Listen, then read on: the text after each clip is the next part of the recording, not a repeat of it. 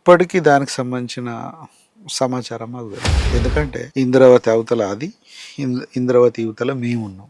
అంటే మేము దక్షిణలో ఉన్నాం, అది ఉత్తర్లో జరిగిన పరిణామాలు. ఒక జనరల్ సెక్రటరీ జనరల్గా ఏందనంటే మాకు తెలిసిన సమాచారం ఏంటంటే తనను ఒక 3 సంవత్సరాల క్రితమే ఇంకా కొంత ముందే షిఫ్ట్ చేయాలనేది.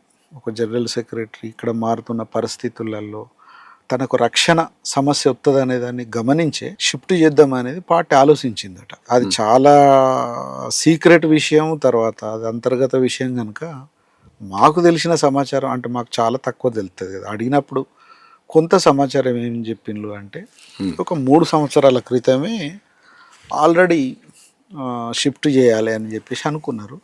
కానీ అది మెటీరియలైజ్ కాలేదు. ఇక అది ఎందుకు కాలేదు, తను పోనన్నాడా లేకపోతే కారణాలు ఏంటి అనేది నాకు తెలియదు. ఓకే, అంటే కొంత రక్షణ ఉన్న ప్రాంతానికి బదిలీ చేద్దాం అనేది ప్లాన్ చేసిండ్రట. ఇది మేము అడిగినప్పుడు మాత్రమే ఈ సమాచారం మాకు తెలిసింది. ఇక అంతకు మిక్కిలి అక్కడ కనీసం అసలు ఎట్లా జరిగింది ఏంటిది అనేది కూడా మాకు తెలియదు.